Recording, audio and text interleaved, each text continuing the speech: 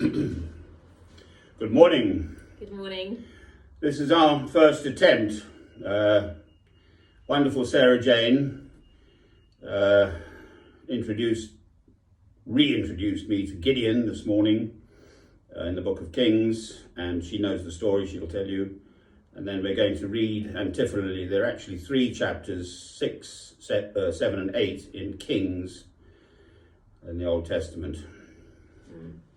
So Gideon is a young warrior who is also one of the judges in the book of Judges in the Bible.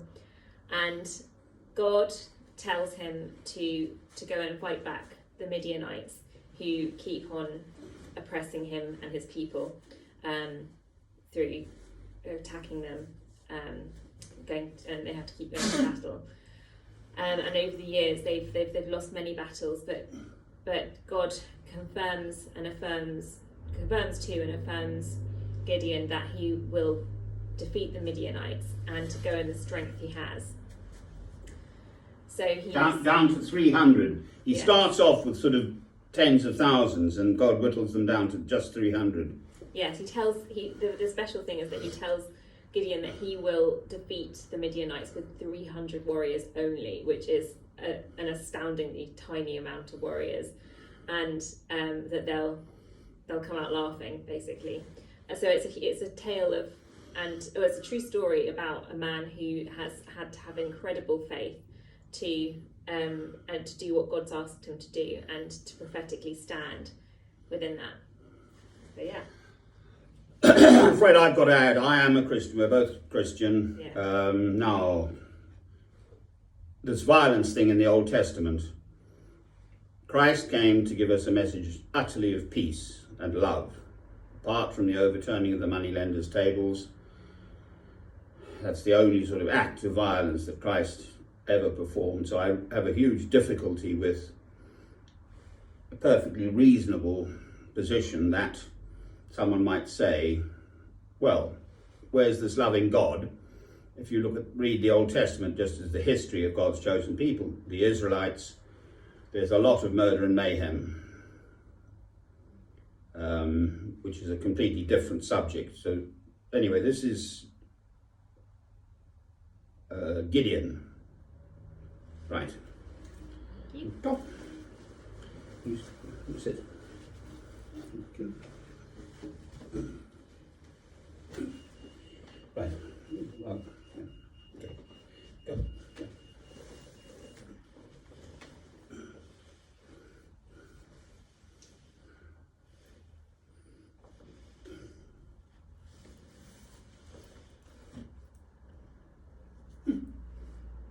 So we're going to read from chapter 6, which is the beginning bit about Gideon. The Israelites did evil in the sight of the Lord, and for 7 years, in fact, he gave them into the hands of the Midianites. Because the power of Midian was so oppressive, the Israelites prepared shelters for themselves in mountain clefts, caves, and strongholds. Whenever the Israelites planted their crops, the Midianites, Amalekites, and other eastern peoples invaded the country. They camped on the land and ruined the crops all the way to Gaza, and did not spare a living thing for Israel, neither sheep, nor cattle, nor donkeys. They came up with their livestock and their tents like swarms of locusts. It was impossible to count them or their camels. They invaded the land to ravage it.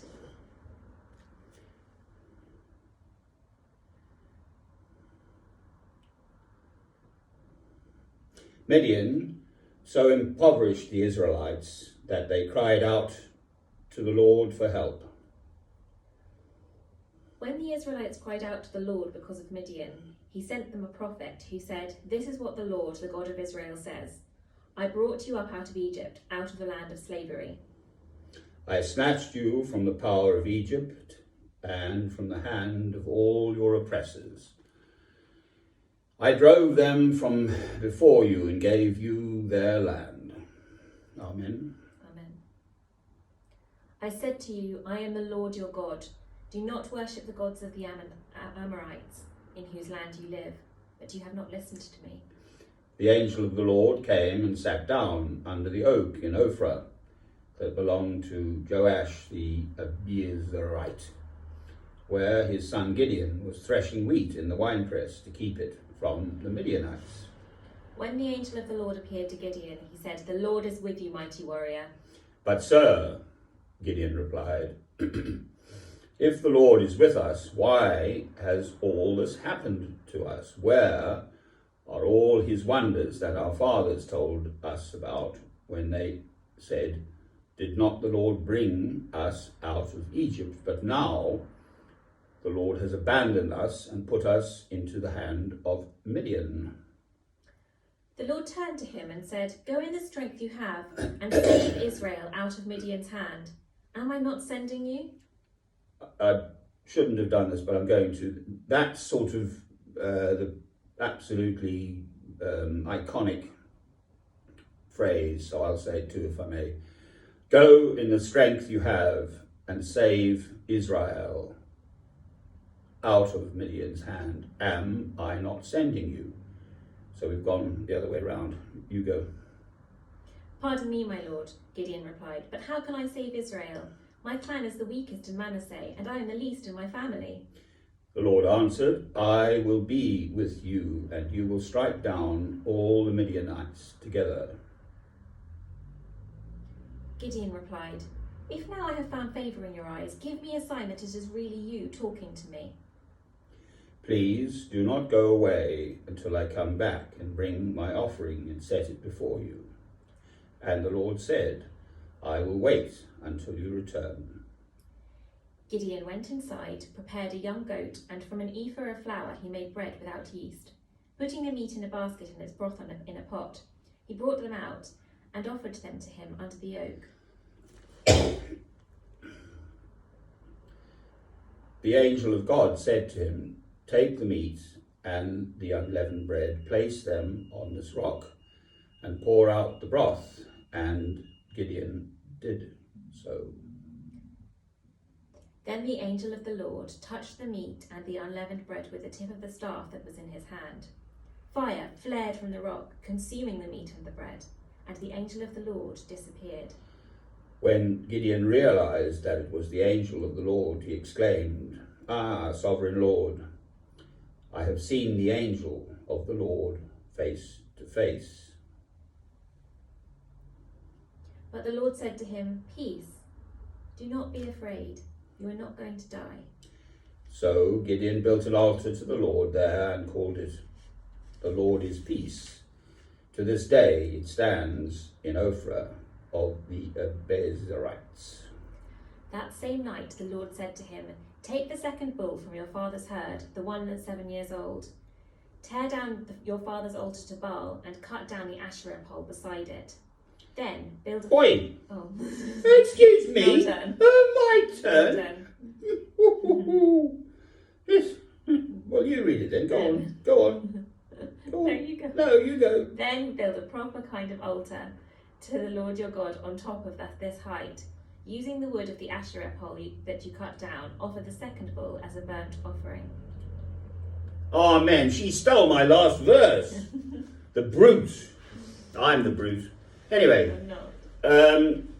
that's the beginning of the story of Gideon. There's the second or the 7th chapter to follow, and then the 8th. As I've already said, but I'll repeat it if I may. I have a huge problem with the massive violence that occurs as the history of God's chosen people, the Israelites, the Hebrews, the Jews, in the Old Testament, if read as a history books and so on. Christ came to bring us the new covenant, so the 2 commandments: love God, love your neighbour as yourself. So it's only love from Christ and from God. So what God did with his chosen people, the Israelites, that is God's will. There it is. It's historically provable.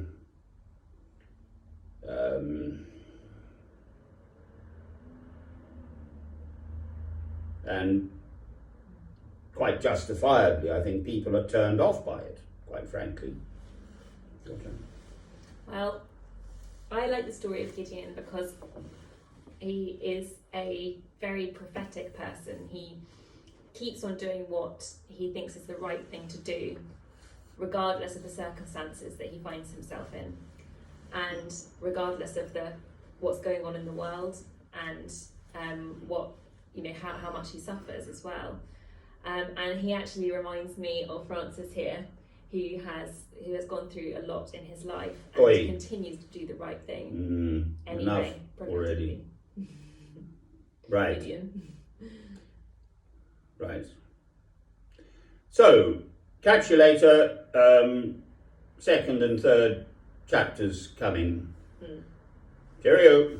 Bye. You can turn off. Just touch the red button, yeah. Okay. Just touch it, don't push. Just touch.